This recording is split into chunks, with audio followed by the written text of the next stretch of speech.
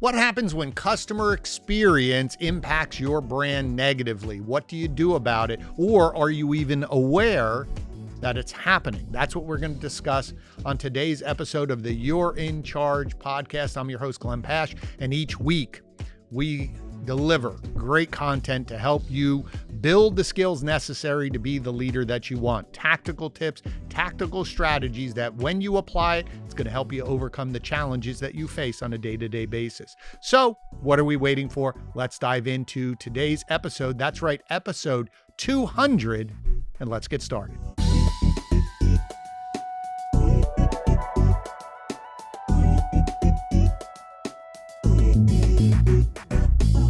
All right. Well, first off, it is episode 200. That's right, 200. I never thought I'd get here. But the fact, first off, I want to start with just sharing how appreciative I am of all of the feedback, all of the people who are listening, sharing the episodes out, reaching out, telling me how it's impacted them, helped them, and constantly are reaching out for different, to have new ideas, for new storylines. Guests are reaching out to want to be on the podcast, and it's all because of you, the audience, and your reception to the content. So first off, I appreciate that. And I have an announcement to make before we dive into the discussion about customer experience. By the time this episode launches, we'll probably be about a month out from the launch of my new book, The Road to Sold: How to Maximize Your Internet Sales Process for Today's Market. I've been working with my clients over the last few years to help them improve their sales processes. And I've put it all together in a book. I'm very excited about it. So as we get closer, we'll reveal the cover. We'll share it out. You'll be able to get it on Amazon and everywhere else. So again, I appreciate that support. So big announcement today. So customer experience. We hear that word all the time. Businesses are saying, I want to focus on customer experience. I want to make sure my customer experience is great and deliver on it and build culture around that. But what happens when it goes bad? And I'm not sure sometimes if we understand as business owners, it's not so much the people who are going to tell you that you've disappointed them, the ones who are going to leave a bad review or reach out to you and complain. It's more harmful in my mind about all the people who have a bad impression of you, but never tell you. They just won't come back. Or maybe they're just telling people in their nuclear family or their circle of friends versus posting it out on social media about how they're disappointed in you. And I, as a business owner, I'd rather have that in some ways because then I know what to fix. So what spurred this conversation and why I want to give you listeners a few things to look for.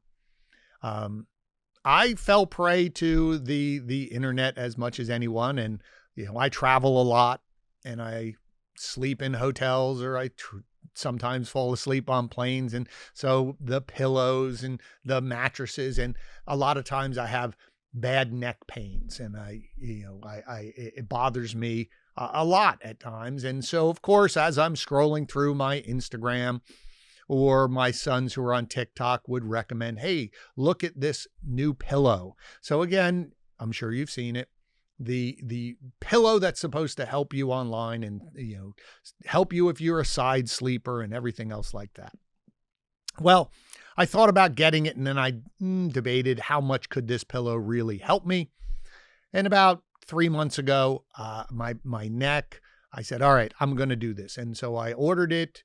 I think it's now about 6 weeks since I placed the order online. I was happy. Of course, I got the immediate email saying, thank you for your purchase and we'll keep you updated. Here's a tracking number so you can follow it. Awesome. Well, a week goes by and I don't have the pillow. And so I go online, I click that link. It brings me to some tracking that is not UPS. And so I realized that it was obviously coming from outside of the country. It was made somewhere else and was going to be delivered. So I said, okay. It said it hasn't been set for shipping. Immediately I said, in my mind, well, the popularity of the pillow. Okay, it's very popular. They might be backlogged. Who knows? After another week, Nothing, no notification, no update, nothing to tell me. I did get a lot of ads for pillows. I did get a lot of ads to upgrade and buy more products, or here's a discount code. I kept thinking, where is my pillow? Now, part of my brain, because of, the transition to a new administration here in the United States, I thought maybe this talk of tariffs and something was delayed. I gave this company the benefit of the doubt. But finally, I reached out to them. I went to their website, but I couldn't find a customer service number or where I would respond. So I just decided to respond back to the email that sent me the alert of, here's your order. And I said, I'd love an update, but nothing seems to happen. 3 or 4 days goes by, no response at all. So I thought maybe that's the wrong email. Well, I kept searching around again, found somewhere that said this is the support number, and it was the same address. So I sent another email. Well, I get a form type email, even though it was from, it was masked or answered by a young lady. They said, oh, don't worry, your order's being processed. Sorry for the delay. We'll keep you updated. Here's a tracking link. Let you know when it's on its way. I said, okay. They responded, clicked the link. That image on that website didn't change, still waiting for it to be shipped. Another week goes by, still nothing. Send an email to them again with the order number saying, hey, I'm a little disappointed. I haven't heard anything from you. And here's the key. What I got back was the exact same email that I received the first time. A week later, same email again. So here we are going on a month. I'm getting same form emails, no specific outreach, no update, just generic. Finally, I was a little more strong in my response saying, this is disappointing. Customer service, blah. I got an email that said, I'm so sorry. We're trying to do better, whatever it was. Here it is. Your order is going to be shipped. It'll be in a couple days. Don't worry about it. I clicked on that link and it said, oh, it's waiting to be picked up. And here it is, still a week to 10 days since that email, and I haven't received the pillow. And I don't want to cancel because I'm hoping that it works.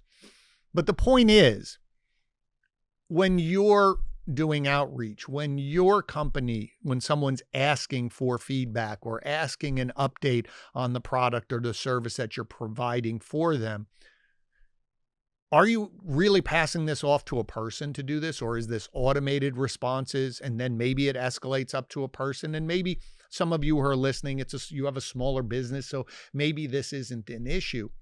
But my point is, if you're not doing outreach to ask your customers why they did business with you, we're working on a strategy with my current clients, again, in the automotive industry. If somebody doesn't buy and we know that they bought from someone else, we're now sending a survey out to say, was it price? Was it inventory? Was it the fact that we did not get you the answers that you want? The initial round of that survey was over half of the people said we, meaning my client, did not get the answer in a timely manner. They felt like they were ignored.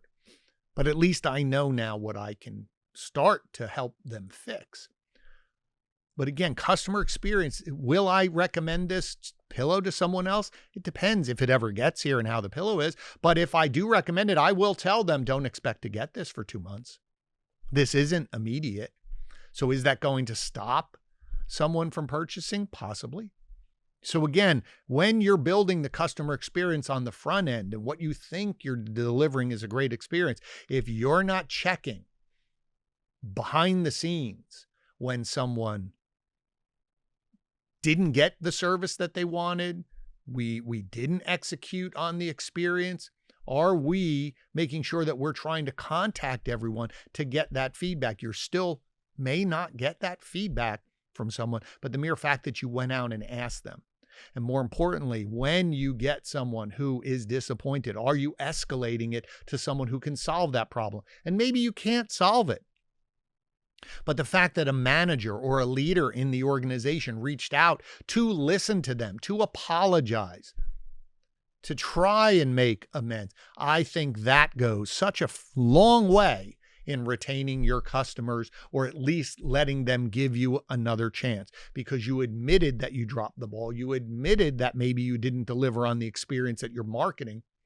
But the fact that you reached out, the fact that you realized, and as I said, putting in a process to survey your customers and then take that information and feed it back into your process to adjust it, to improve it. And again, you're not going to please everyone. We know that.